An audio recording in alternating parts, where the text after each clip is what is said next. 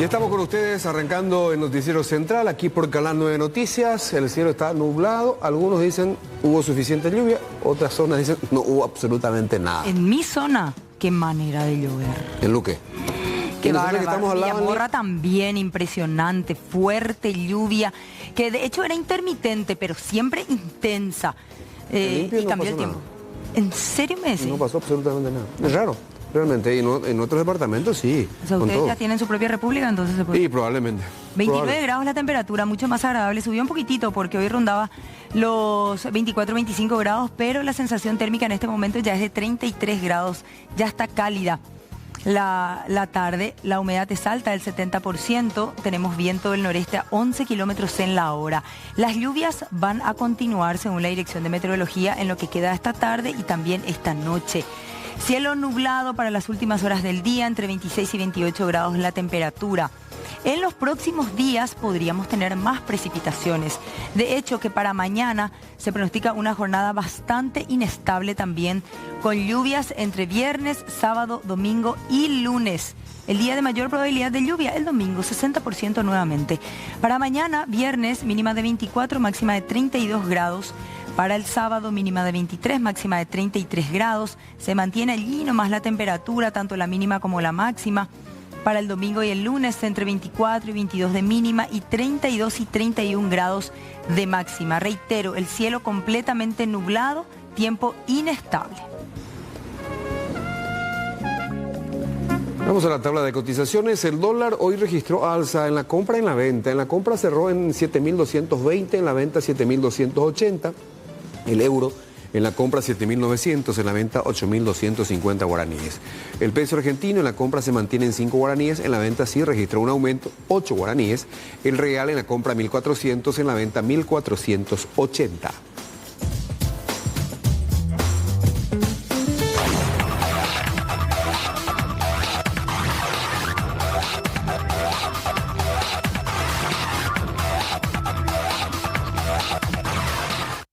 Vamos ya nomás al desarrollo de esta primera información con Jorge Escurra. Adelante.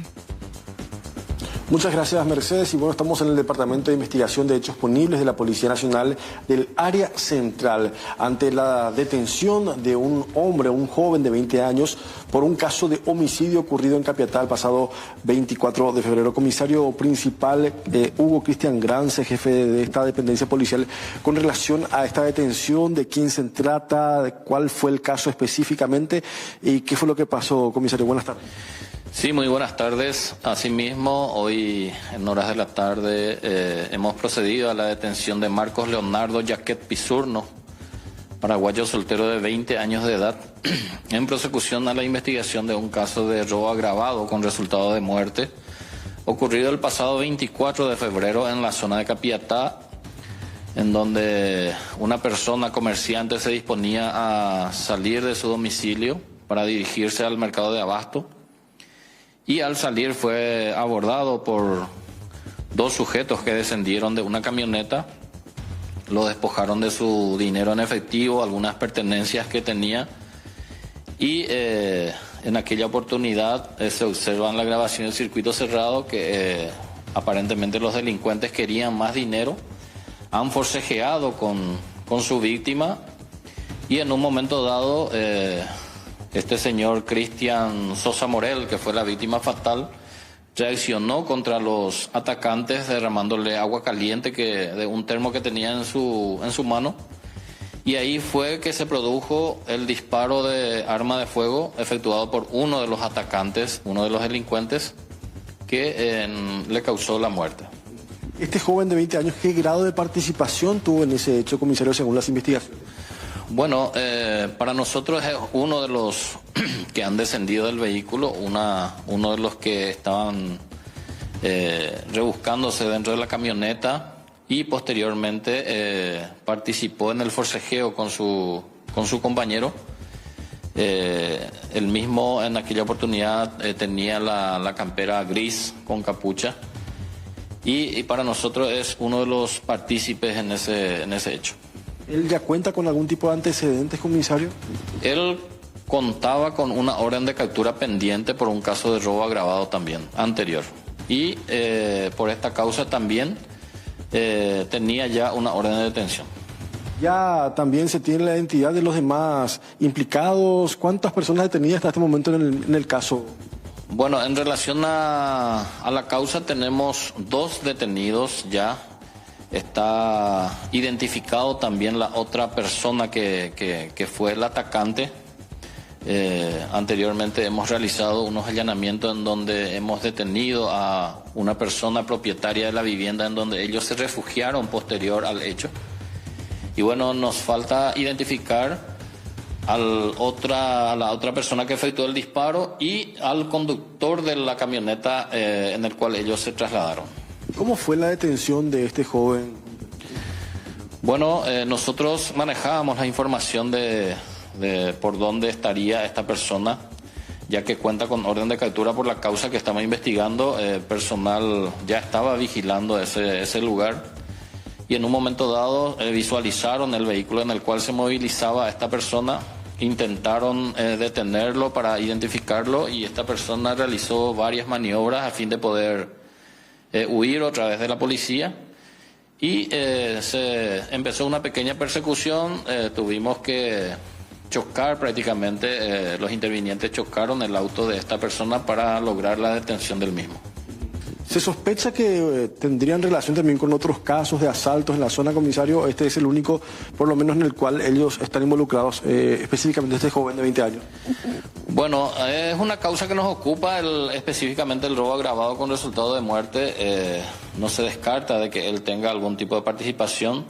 Se ha encontrado en su poder en el habitáculo del vehículo en el cual se movilizaba un arma de fuego, una pistola calibre 9 milímetros, que estaba ya preparado como para ser disparado.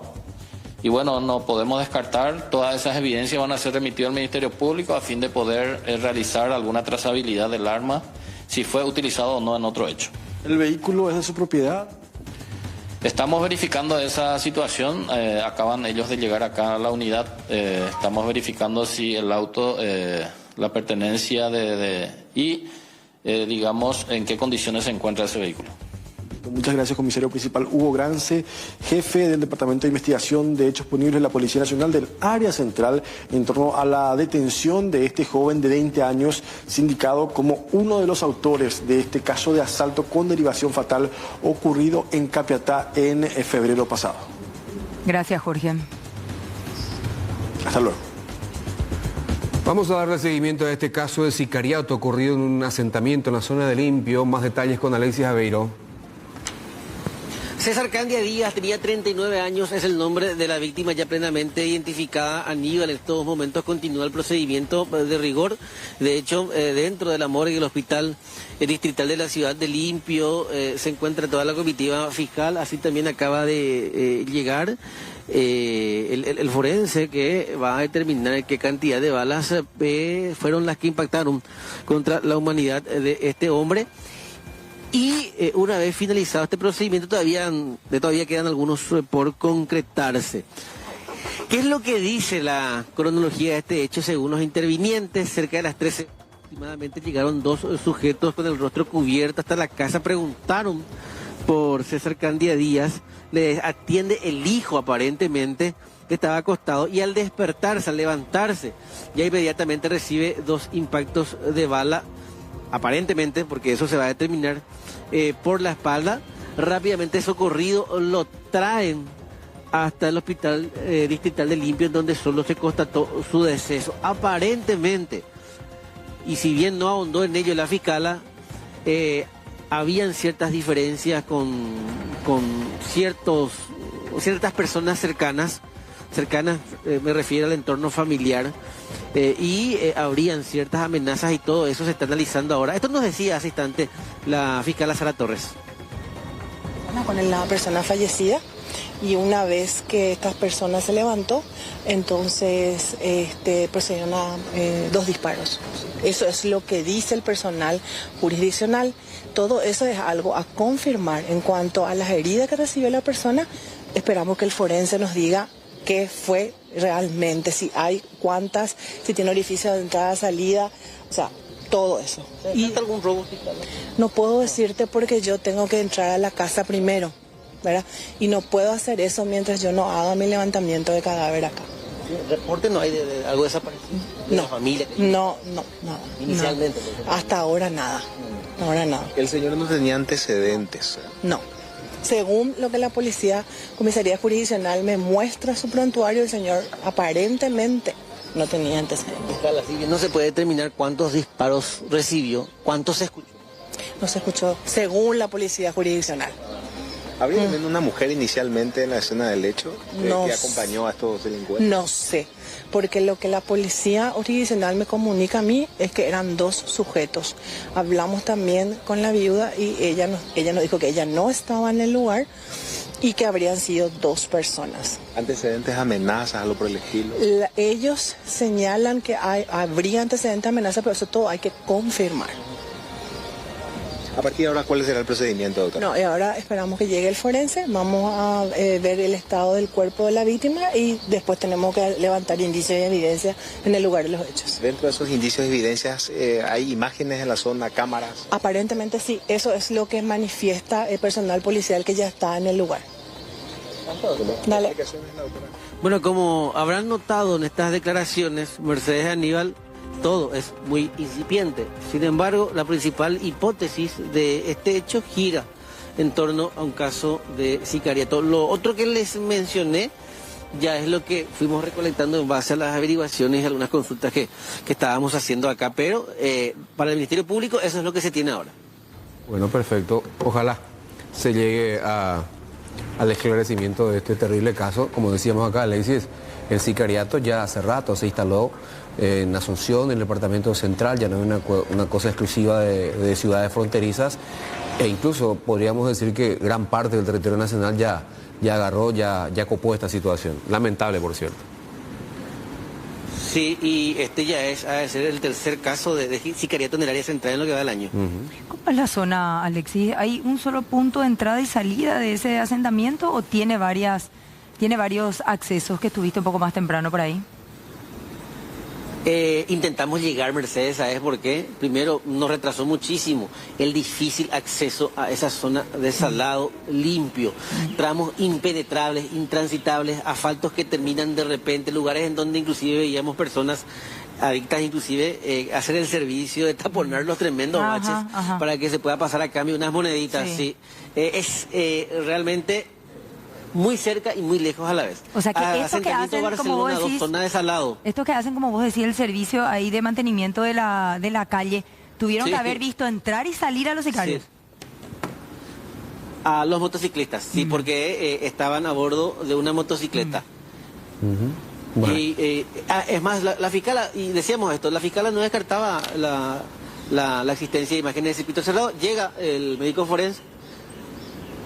Lo que va a hacer ahora es la fiscal ayer nos adelantaba. La primera inspección forense determinar la cantidad de balas. Hay balas alojadas, aparentemente, y entonces necesariamente tendrán que derivar el cuerpo a la morgue judicial para una inspección más minuciosa que será mañana.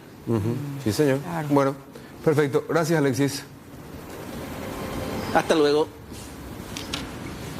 Bueno, uno de los casos más resaltantes de la tarde guarda relación con lo tratado hoy en el Senado y la manera en la que rápidamente resolvieron reponer, entre comillas, el fuero a aquellos senadores que están siendo investigados por la justicia. Uno de ellos, Hernán Rivas. Partido Colorado.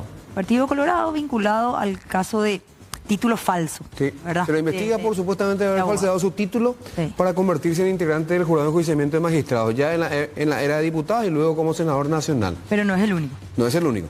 También le repusieron sus fueros a Erico Galeano, diputado en su momento, senador ahora, investigado por su presunta vinculación con... A Ultranza Paraguay.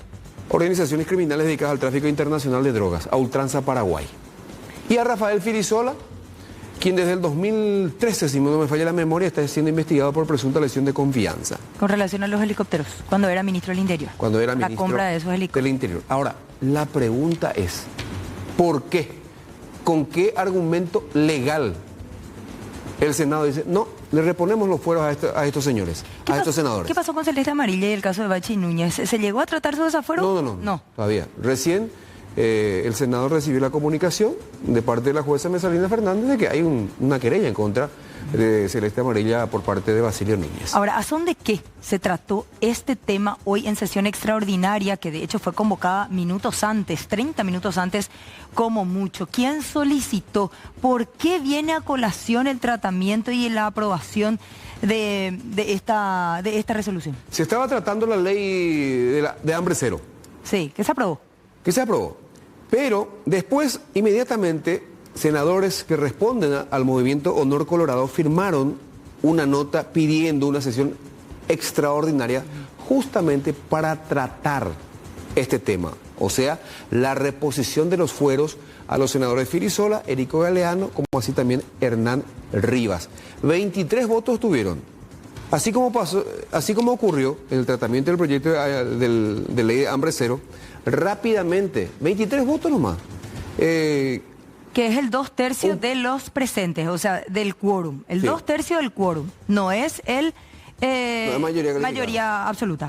Calificada, bueno. Rápidamente, a tambor batiente prácticamente se trató el tema. Uno de los pocos que habló fue Eduardo Nakayama, diciendo que se está atropellando todo, que esto no corresponde, obviamente. Entre paréntesis, y que está armando su nuevo partido, ¿verdad?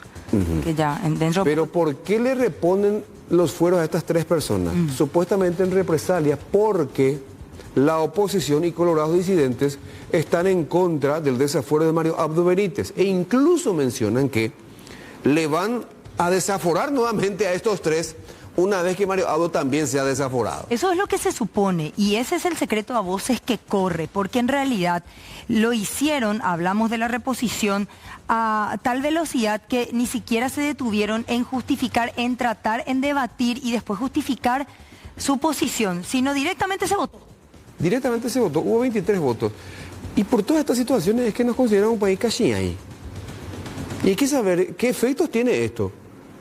¿Definitivamente están blindados de vuelta los tres senadores? ¿O el Poder Judicial puede seguir normalmente con su proceso penal? Hay que ver. Pero escuchemos las reacciones. Una de esas estuvo a cargo de Rafael Firisola, digamos, uno de los beneficiados con esta polémica determinación. En ese sentido, pedí que se trate sobre tablas y se aprobó el desafuero. Pero más allá de eso, porque los fueros ciertamente son del Pleno, son del cuerpo. Ahora, más allá de eso, yo coincido con el senador Nakayama que esto tendría que haber pasado a comisión. Esa es mi posición, esa es mi posición invariable.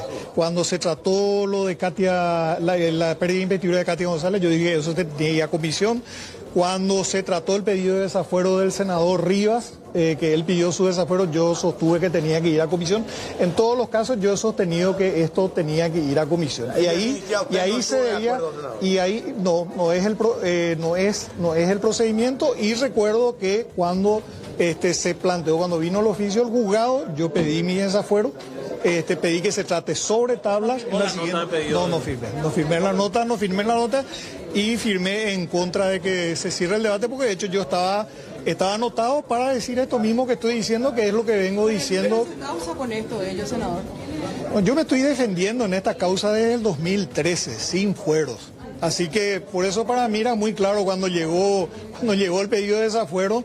O sea, tener desafuero después de más de 11 años o 12 años de proceso sin ningún tipo de fuero y sin ningún tipo de carga, para mí es totalmente, al contrario, inclusive esto me perjudica porque yo quiero tener, a mí me perjudica porque yo quiero tener un sobreseimiento, que es lo que corresponde. A mí me sobreseyeron.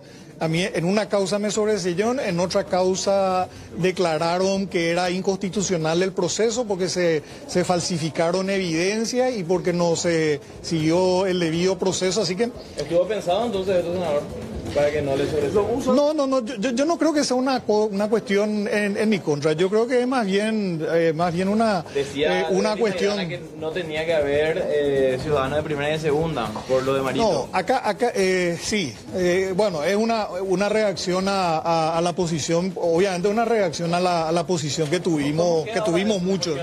Prácticamente se queda... Lo del senador vitalicio, expresidente Mario Abdo Benítez, se tiene que tratar, se debió haber tratado, siguiendo la lógica. lógica de que se traten o sea, se tendría que haber tratado también eso hoy. ¿El voto cuando se trate del desafuero? En ningún caso. El voto mío no. Mi voto además, o sea, nadie, a mí por lo menos nadie me hizo ningún planteamiento. Ustedes vieron cómo votamos en contra de la ley de Bueno, escuchábamos el que defendió, digamos, este planteamiento fue Derlis Maidana, quien citó 2 artículos de la Constitución Nacional. El 46, referente a la igualdad de las personas, y el 47, que habla de las garantías de la igualdad, para sostener. Y vamos a darle lectura justamente a esos artículos de la Constitución, pero sobre todo el 47, de las garantías de la igualdad. El Estado garantizará a todos los habitantes de la República la igualdad para el acceso a la justicia, cuyo efecto allanará los obstáculos que la impidiesen. La igualdad ante las leyes, la igualdad para el acceso a las funciones públicas no electivas, sin más requisitos que la idoneidad, y la igualdad de oportunidades en la participación de los beneficios de la naturaleza, de los bienes materiales y de la cultura. ¿Pero y acaso justamente el retiro de fueros no es lo que iguala a ellos? Y claro, le impiden justamente, porque el alegato de Derlis Maidana es: no pudo haber ciudadanos de primera ni de segunda categoría. Y bueno, pero y ahora estamos todos en la misma categoría, porque si son de primera al tener fueros. Ahora de vuelta son de primera. ¿Y qué dice el 46 de la igualdad de las personas? Todos los habitantes de la República son iguales en dignidad y derechos. No se admiten discriminaciones. El Estado removerá los obstáculos e impedirá los factores que las mantengan o las propicien. Las protecciones que se establezcan sobre desigualdades injustas no serán consideradas como factores discriminatorios, sino igualitarios. ¿Y por qué no alegaron justamente ese artículo en el momento en el que se notificaba la investigación y ellos procedieron al análisis y a la posterior votación para el desafuero? Pero no hubo ninguna notificación. Nadie les pidió. No, en su momento, cuando todos fueron desaforados. Sí. Ya estamos en comunicación con el doctor Luis Lescano Claude, exministro de la Corte Suprema de Justicia. Por varios años le tocó integrar la Sala Constitucional. ¿Cómo le va, doctor? Buenas tardes. Antes que nada, queremos preguntarle, junto con la compañera Mercedes Almada, ¿usted cómo ve esta decisión del Senado de reponerle fueros, reintegrarle sus fueros, su inmunidad a 3 parlamentarios ya desaforados para ser sometidos a proceso penal? ¿Se puede hacer eso, doctor? Bueno, buenas tardes a ustedes y a la audiencia. En cuanto a la pregunta, yo creo que la decisión que adoptan las cámaras respecto del desafuero ya es una decisión definitiva respecto de un proceso penal concreto. Para cada proceso penal se tiene que conceder o no el desafuero, pero una vez que se ha concedido el desafuero, esa es una decisión definitiva de la Cámara respectiva. Significa poner a uno de sus miembros a disposición de la justicia ordinaria, es decir, poner a disposición de un juez, de un tribunal de sentencia, para que se lleve adelante un proceso penal con todas las implicancias que tiene o que puede tener un proceso penal. La Cámara no puede volver atrás y en algún momento del proceso penal decir que quieren revertir esa decisión que adoptaron con anterioridad, decisión de conceder el desafuero. O sea que en este caso, a mi criterio, las cámaras no pueden rever la decisión por la cual la resolución no pueden dejar sin efecto, es la resolución en virtud de la cual pusieron a 3 de sus integrantes a disposición de la justicia penal. Entonces, doctor, entendemos que la resolución de hoy en Cámara de Senadores no tiene validez. ¿Qué se puede hacer para dejar sin efecto lo realizado hoy? Bueno, esta decisión yo creo que es una decisión inconstitucional de la Cámara de Senadores, porque si uno admite que la Cámara de Senadores pueda rever una decisión en este momento, también tendría que admitir que podría hacerlo en cualquier momento, en cualquier estadio del proceso penal. Podría ser que, por ejemplo, el juicio oral se hubiera desarrollado prácticamente por completo y solamente se estuviera pendiente de la sentencia del tribunal de sentencia, pero se estuviera en esa situación y la Cámara decide dejar sin efecto ese desafuero, es decir, y eso implica paralizar ese proceso, sustraer otra vez al senador al cual se le privó de su inmunidad de proceso penal, sustraer otra vez a la posibilidad de que pueda seguir siendo sometido a un proceso penal. Esto es absurdo, es también una desconsideración absoluta respecto del Poder Judicial. Así mismo. Acá se trata de un juez que solicita a la Cámara la autorización respectiva que se materializa por medio del desafuero para someter a uno de sus integrantes a un proceso penal. Y la Cámara otorga esa autorización, da el desafuero, es decir, permite que el senador pueda ser sometido a un proceso penal, pero luego, caprichosamente, dice que ya no está de acuerdo con lo que hizo antes, y entonces se tiene que volver atrás, y eso significa que el proceso penal se tiene que paralizar en ese momento. Ya no puede seguir adelante el proceso penal si entramos en si consideramos que este razonamiento es acertado, que de hecho no lo es. Pero si consideráramos que fuera acertado, significaría que el proceso penal quedaría suspendido, no podría avanzar, quedaría ahí pendiente. Y es una situación absurda, una situación que, como digo, significa una desconsideración absoluta respecto del Poder Judicial. Ahora, doctor, para dejar por sentado entonces de que la decisión de hoy fue inválida, lo que se tendría que hacer en la próxima sesión es, de alguna manera, no aprobar el acta con relación a lo que pasaba en la sesión de hoy, y allí queda clarísimo de que la decisión es completamente inválida. Y por una parte podría ser eso, ¿verdad?, que no se apruebe el acta de la sesión que se realizó. Por otra parte, yo creo que el Ministerio Público tendría que plantear una acción de inconstitucionalidad respecto de la resolución, especialmente en caso de que se apruebe el acta, se tendría que plantear una acción de inconstitucionalidad contra la resolución que adoptó la Cámara de Senadores. Porque acá tenemos, esto es algo que yo nunca ni siquiera pensé en esta posibilidad de que la Cámara da una autorización. La Cámara lo que hace cuando se le pide un desafuero es evaluar si existen elementos serios, elementos verosímiles para someter a un senador a un proceso penal. Y si considera que es así, concede el desafuero.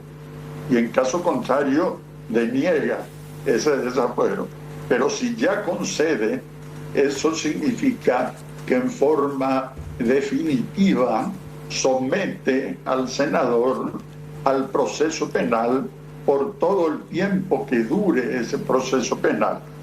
Y el senador va a quedar desvinculado del proceso penal por las vías que prevé el Código Procesal Penal. Ya sea, por ejemplo, un sobreseimiento definitivo, una sentencia absolutoria.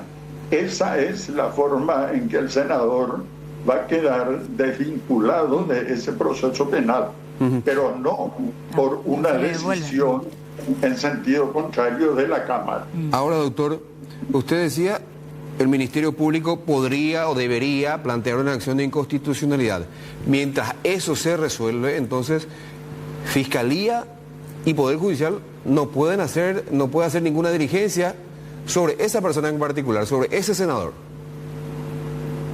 Sí, en principio sería eso, ¿verdad? En principio, si por lo menos aquí se podría pensar que existe la duda en cuanto a que el senador está o no despojado de su inmunidad de proceso penal, ¿verdad?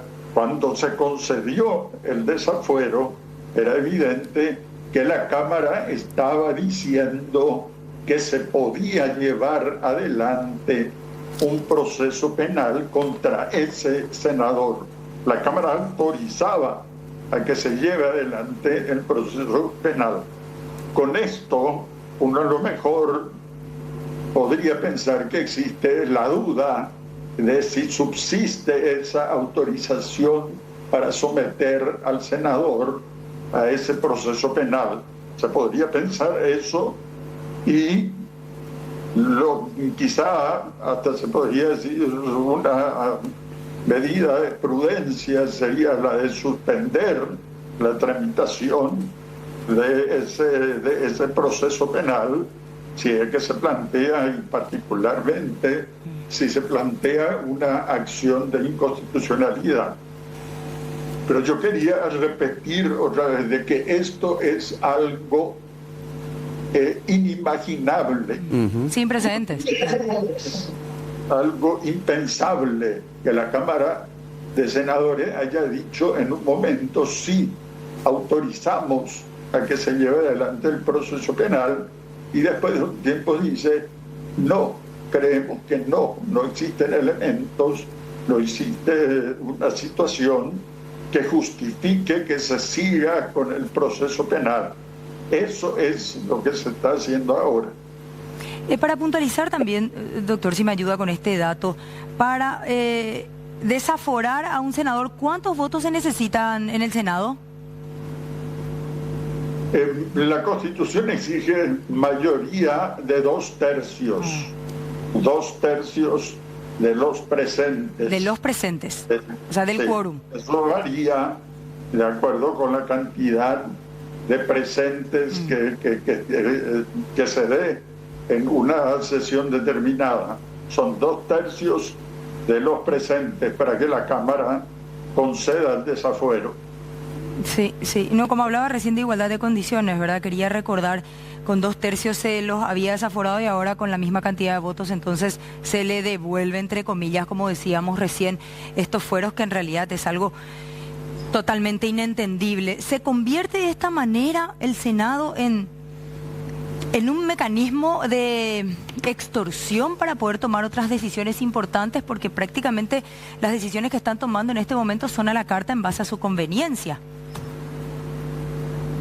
Sí, así es, por lo que la Cámara de Senadores ha hecho realmente varias barbaridades, ha incurrido en varias barbaridades.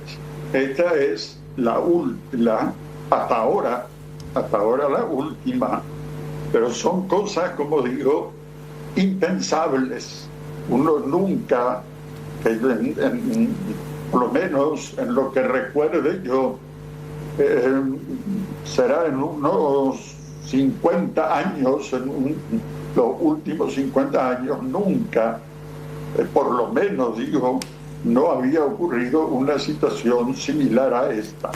Esto tampoco está en la doctrina, es decir, autores, no es fácil encontrar comentarios respecto de una situación como esta, pero hay que tener en cuenta que resoluciones como esta, ¿verdad?, en que se concede el desafuero, no puede uno considerar que pueda ser revertida, sino que es algo definitivo. La Cámara lo que decide es que se someta a proceso penal, a un proceso determinado por todo lo que signifique ese proceso, hasta que termine de algún modo ese proceso. No se puede considerar que la Cámara puede rever su decisión. Y hay otras cosas. A mí se me ocurre, por ejemplo, supongamos el caso es una cosa totalmente diferente. Por ejemplo, la Cámara de Senadores da su acuerdo para designar al fiscal general del Estado, para que el presidente pueda designar al fiscal general del Estado. Pensemos en el caso del actual fiscal general del Estado, cuyo periodo está en curso. La Cámara de Senadores no puede, después de haber dado su acuerdo, decir no, ahora no estamos de acuerdo. Rever su decisión. No estamos, sí, de acuerdo con esa resolución que dictamos y revocamos esa decisión. Y con eso entonces cae la designación, por ejemplo, del fiscal general del Estado. No es que las cámaras puedan rever todas las resoluciones que dicte, cualquier resolución que dicte.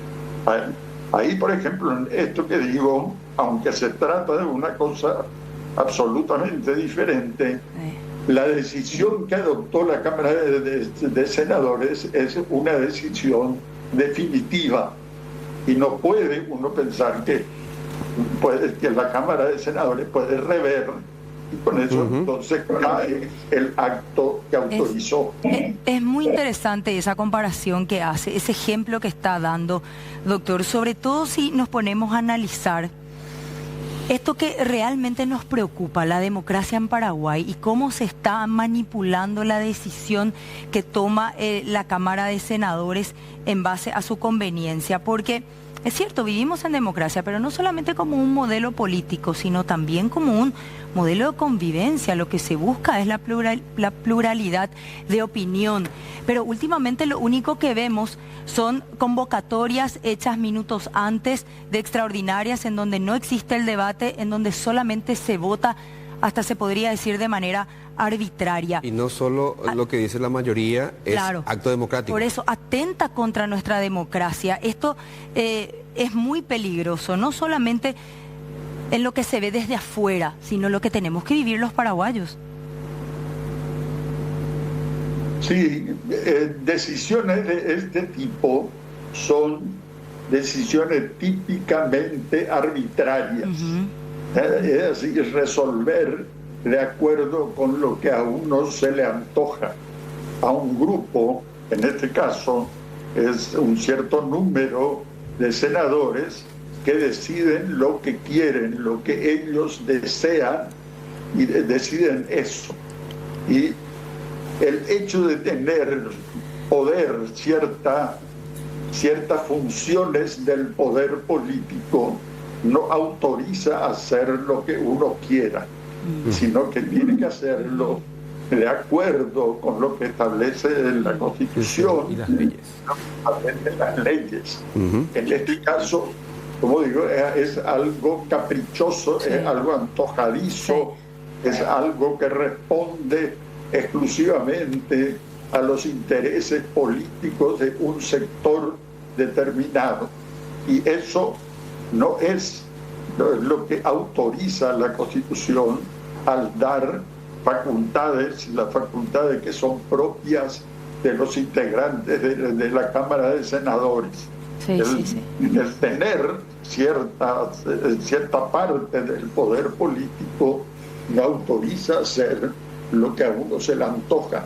Ahora, cuando usted dice hacer lo que a uno se le antoja, con relación a lo que pasa con el expresidente de la República, Mario Abdo Benítez, y también esta intención de desaforarlo para que sea investigado, ¿usted cree que corresponde que un senador vitalicio sea desaforado?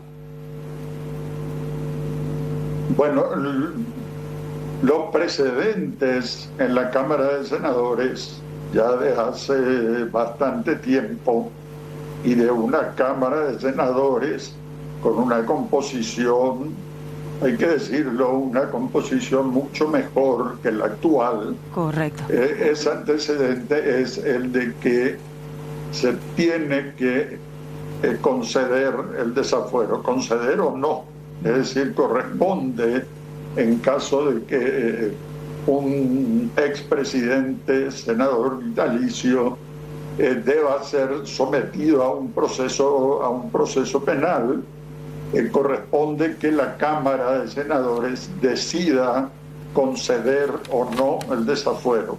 Eso sucedió ya hace bastante tiempo, durante, a ver, un poco después, digo, de terminar su periodo presidencial, el ingeniero Guasmosi. En el caso de él se entendió que el senador vitalicio tenía inmunidad de proceso y se debía conceder o no el desafuero. Ese es el criterio que hasta hoy existe en las cámaras del Congreso. Doctor, muchas gracias por su tiempo y estas aclaraciones, sobre todo para echarle un poco de luz a tanta oscuridad que estamos teniendo últimamente. Gracias. Gracias a ustedes, un saludo cordial a la audiencia. Hablábamos con el doctor Luis Lescano Claude, exministro de la Corte Suprema de Justicia, doctor en Derecho, con relación a lo decidido, a la resolución hoy tomada por Cámara de Senadores. Vamos a hablar a continuación de Marcos Pablo Noguera, el conductor de este vehículo que interceptó, impidió la circulación de dos ciclistas que cayeron al pavimento, uno de ellos con una cortadura interesante a la altura del rostro, sutura de 36 puntos, Alberto Marinoni. Patricia López, la otra persona que circulaba en bicicleta en la zona de la Costanera, hasta que este hombre, Marcos Pablo Noguera, interpuso su funcargo e hizo que ambos cayeran al piso, un acto que generó indignación. Se vio la intencionalidad de este conductor, que fue detenido en su casa. Esto ocurría el sábado, el último sábado, repito, en la Costanera, hasta que esta semana el hombre fue detenido después de ser ubicado, identificado en su casa de Loma Puitá. La Fiscalía lo imputó por dos tipos penales, pero hoy le otorgaron arresto domiciliario, más allá de que la Fiscalía pidió prisión preventiva considerando que existe un peligro de fuga. El hombre no cuenta con antecedentes, según la policía. Al momento de su detención aseguró que solo fue un accidente.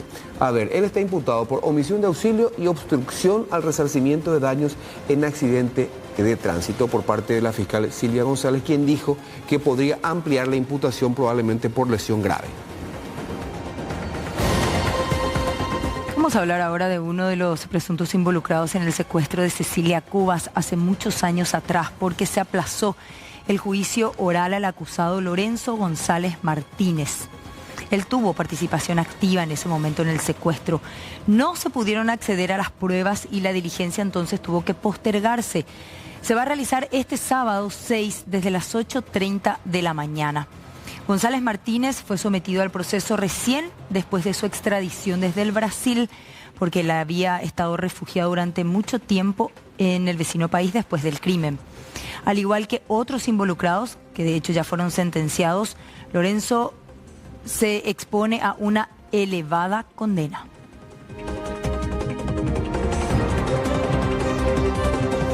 Casi 4 meses después de haber asumido la decisión de removerla del cargo, el jurado de enjuiciamiento de magistrados comunicó a la Corte de la decisión de remover a la jueza penal de garantías de Villarrica, Claudia Mosqueira. La magistrada fue sacada de funciones por mal desempeño. El 12 de diciembre pasado, el jurado tomó esta determinación luego de comprobarse irregularidades en un expediente sobre narcotráfico. Y llamativamente la jueza destituida seguía cobrando salarios en todo este tiempo, a pesar de que ya había dejado de ejercer la función jurisdiccional. Vamos a la zona de San Lorenzo con este caso que involucra a jóvenes que estaban volviendo después de un encuentro deportivo y se dan cuenta en el camino que eran interceptados por delincuentes. Huir a tiempo no es cobardía, dicen los de atrás, salieron corriendo a toda velocidad. Uno de ellos quedó en el lugar, de hecho que era el que más cerca estaba de los delincuentes también, era complicado correr, retrocedió bastante, pero finalmente le quitaron su teléfono celular. El resto desapareció. Y no fueron víctimas de estos delincuentes, pero sí el teléfono celular del joven con mochila en mano. No le llevaban la mochila, solo el teléfono celular que tenía en la mano.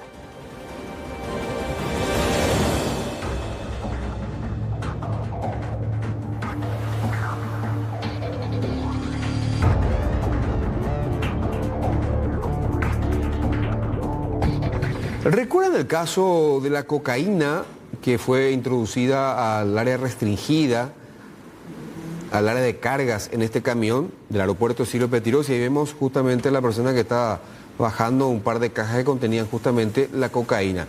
La Senat continuó investigando junto con la Fiscalía este hecho, quiénes podrían ser otros implicados, otros cómplices de esta persona, conductor de una empresa proveedora de agua. Bueno, finalmente se detuvo a personas, a particulares y también a funcionarios de la DINAC. Quedaron detenidos Mario Milciades Mosqueira Matiauda y Cosme Hernán Zárate Martínez. Estos dos funcionarios de la DINAC en su mismo lugar de trabajo fueron detenidos. En tanto que Juan Ariel Delgado Barreto y Ronaldo Andrés Ortiz Villalba, ex empleado de una empresa tercerizada, también fueron reducidos en sus respectivas viviendas, involucrados con el intento de tráfico de 60 kilos de cocaína desde el Aeropuerto Internacional Silvio Pettirossi.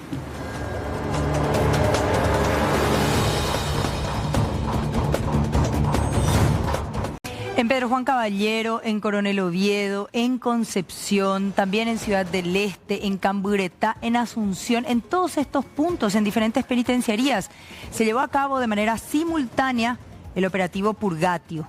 Hasta ahora son 25 las personas de nacionalidad brasileña, supuestamente todos integrantes del PCC, que fueron expulsadas al Brasil. En su mayoría están procesados por narcotráfico y tráfico de armas.